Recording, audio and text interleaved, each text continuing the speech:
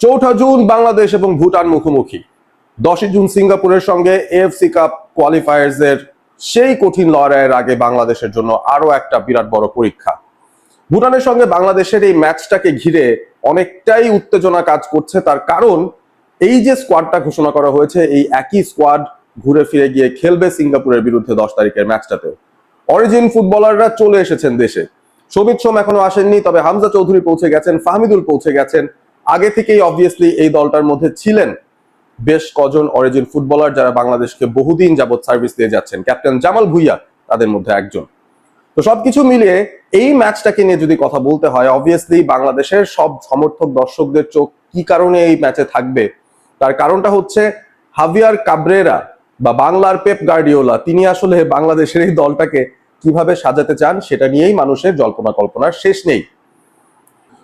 একেবারে যদি ছোট করে বাংলাদেশের প্রবাবল স্টার্টিং 11টা নিয়ে কথা বলা যায়, সেই ক্ষেত্রে পেছনে বা গোল বারটা সামলানোর দায়িত্বে মোটামুটি আমরা নিশ্চিত থাকতে পারি যে সেখানে মিতুল মারমাই থাকছেন। তার আশপাশেও আর কোনো কন্টেনশনে থাকা কোনো ব্যাকআপ কিপার আমার মনে হয় না আগামীকাল সুযোগ পাবেন।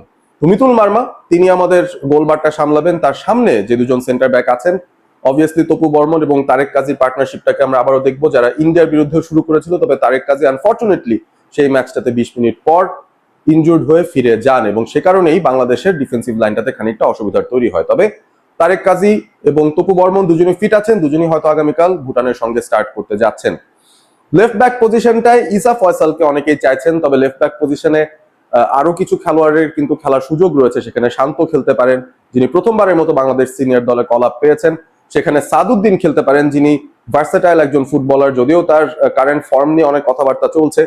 এবং রাইট ব্যাক যে পজিশনটা রয়েছে সেখানে শাকিল আহাদ তপু, তিনি আগের ম্যাচটাও খেলেছিলেন এবং সেই সাথে আমরা যদি বলি তাজউদ্দিন, সাদউদ্দিনের ছোট ভাই, তিনিও কিন্তু সেই জায়গাটায় খেলতে পারেন। সো খুব একটা বেশি ডিফেন্সিভ ব্যাকআপ নিয়ে কিন্তু বাংলাদেশ এই স্কোয়াডটা সাজায়নি, সুতরাং এই জায়গা থেকে চয়েস করার মতো তেমন কোনো বড় অপশনসও নেই।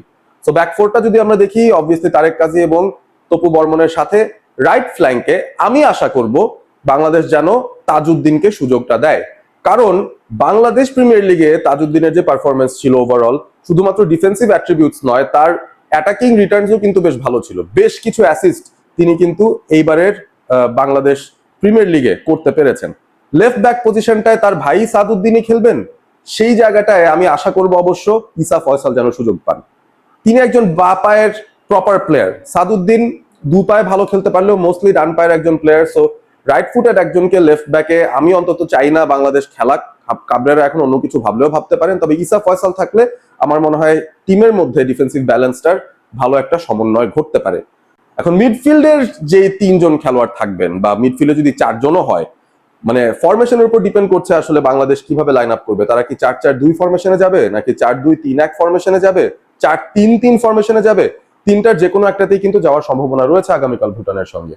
তো আমি যদি প্র্যাকটিক্যালি চিন্তা করি, ইন্ডিয়ার বিরুদ্ধে বাংলাদেশ যেভাবে সেট আপ করেছিল সেটা মোটামুটি 4-3-3 ফরমেশনে ছিল বা 4-4-2ও বলা যেতে পারে, যেখানে মাঝখানের যিনি রাখা হয়েছিল তাকে ফলস 9 হিসেবে রাখা হয়েছিল। তিনি একজন প্রপার সেন্টার ফরওয়ার্ড ছিলেন না।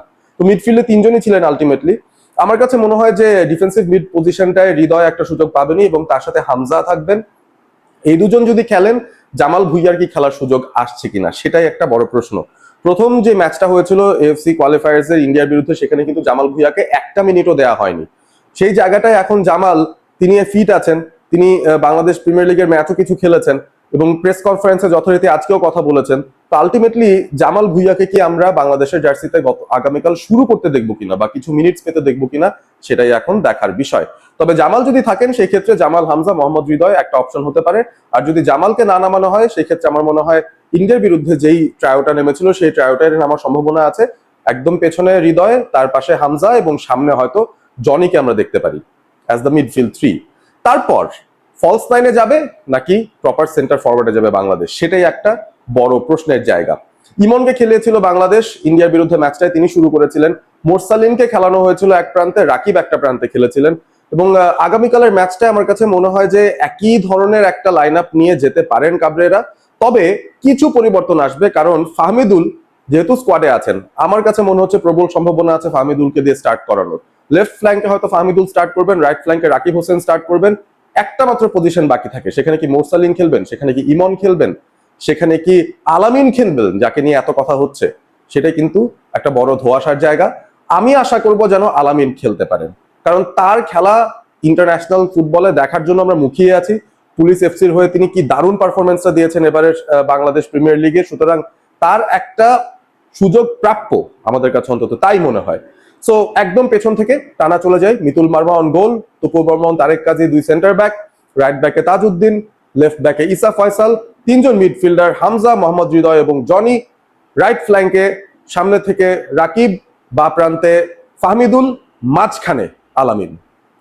স্টার্টিং 11টা প্রেডিক্ট করেছি, বাট কেমন মনে হচ্ছে এই প্রেডিকশনটা সেটা আপনারা জানাতে পারেন। এখানে কোনো পরিবর্তন আপনারা আশা করছেন কিনা সেটাও জানাতে পারেন, এবং বাংলাদেশ ভুটানের ম্যাচের প্রেডিকশনটাও আপনারা করতে পারেন, রেজাল্টটা কি হতে পারে। সর্বশেষ একটা পরিসংখ্যান দিতে চাই, ভুটান বাংলাদেশ একে অপরের মুখোমুখি হয়েছে সব মিলিয়ে 16 বার, যার মধ্যে বাংলাদেশ ডমিনেট করেছে। 12 বার বাংলাদেশ জিতেছে, 2টো ম্যাচ জিতেছে ভুটান এবং 2টো ম্যাচ হয়েছে ড্র। সুতরাং আগামীকাল কিন্তু হিসেবে বাংলাদেশ ফেভারিটই হওয়ার কথা। রেজাল্টটা যদি বাংলাদেশের পক্ষে যায়, একটা ভালো মোমেন্টাম নিয়ে বাংলাদেশ 10 তারিখে সিঙ্গাপুরের বিরুদ্ধে হয়তো ম্যাচটা খেলার জন্য এগিয়ে যাবে।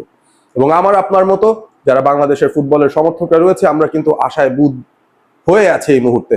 আগামীকালের ম্যাচে একটা পজিটিভ রেজাল্ট চাই, একটা পজিটিভ পারফরমেন্স চাই বাংলাদেশ দলটার কাছ থেকে। হাভিয়ার কাবরেরাকে শেষবারের মতো বলতে চাই, প্লিজ কোনো ভুল করবেন না আগামীকাল। আপনারা রয়েছেন অল স্পোর্ট এবিপির সঙ্গে। ভিডিওটি যদি ভালো লেগে থাকে লাইক করবেন, শেয়ার করবেন, চ্যানেলটি সাবস্ক্রাইব করবেন। ভালো থাকবেন সবাই।